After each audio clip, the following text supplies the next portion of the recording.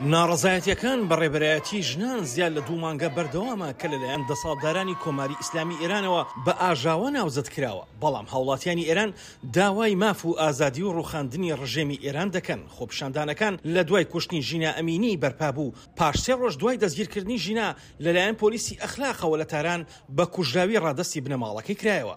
خۆپیشاندەران پۆشینی زۆرەملەی حیجابیان ڕەت کردوێتەوە و لەچکەکانیان دەسووتێن و دروشمی دژ بە حکومەت و ڕوخانی ڕژێمەکە دەڵێنەوە و ژمارەیەکی زۆر لە ژنانی ئەو وڵاتە خۆیان بەرەنگاری پۆشینی حیجاب بوونەتەوە بەتایبەت لە بەشێکی تاران لە پایتەخت. محەممەد جەحفەر مونتەزیری داواکاری گشتی ئێران دەڵێت پۆلیسی ئەخلاق هیچ پەیوەندێکی بە دەسەڵاتی دادوەریەوە نییە و هەڵوەشاوەتەوە. بەڵام ئەم هەواڵە لەلایەن بەشێک لە ئێرانیەکانەوە لە سۆشال میدیا بە گومانەوە سیر دەکرێت.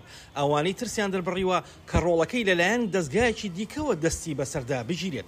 هەروە هەندێکی دیکەش ئاماژەیان بۆ کردووە فشارە کۆمەڵایەتەکان وەک خۆیان ماونەتەوە.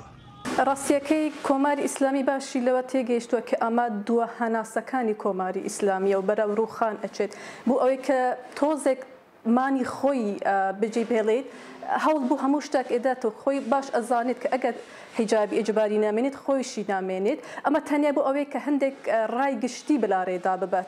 دروشمی خەڵک ئەوە نییە بڵێن با گەشتی ئەرشادیان ئەوەی کە دەڵێن پۆلیسی ئەخلاق نامێنێت. دروشمەکانی خەڵک ڕادیکالن و دیارن کە دەبێت نابێت کۆماری ئیسلامی بمێنێتن.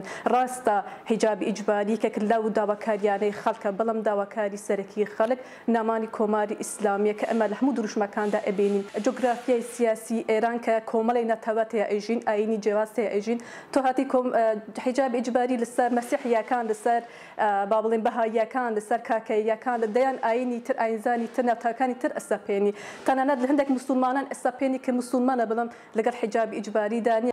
حیجاب لە ساڵی 1970دا بە ئیجباری سەپێنرا. ئەفسەرانی پۆلیسی ئەخلاقی ئێران سەرەتا هۆشداریان دەرکرد پێش ئەوەی دەستکەن بە سەرکوتکردن و دەستگیرکردنی ژنان 15 ساڵ لەمەوبەر. لە سەردەمی سەرۆکە توندڕەوەکەدا محەممەد ئەحمەد نەژاد پۆلیسی ئەخلاق بە فەرمی دامەزرا بۆ بڵاوکردنەوەی کللتوری ئەخلاق و حیجاب. یەکەکانی لەلایەن ئەنجومەنی باڵای شۆڕشی فەرەنجی ئێرانەوە دامەزراون. ئێستاکەش ئیبراهیم ڕەئیسی سەرۆکۆماری ئێران سەرۆکایەتی دەکات. ئەوان لە ساڵی 2006ەوە یەکەی پۆلیسی ئەخلاقیان دامەزراندووە بۆ جێبەجێکردنی یاسای جلوبەرگ و داوا لە ژنان دەکەن جلوبەرگی درێژ لەبەر بکەن و پۆشاکی کورت و نەپۆشینی حیجاب قەدەغە دەکەن. دەکرێت بڵین پیلانێکە بۆەوەی کە وا بکە لە وڵاتانی دەرەوە کە بەڵێ من وردە وردە باش دەبم و چاوپۆشی دەکەم یاخود بەسەر کارەکانم دادێمەوە. بەڵام هیوادارم ئەوە کار نەکاتە سەر خۆپیشاندەران و سەر وڵاتانی دیکەش کە نەرمونیانی بنوێن و بەرامبەر ئەو کارێکی ئێستا دەیکات.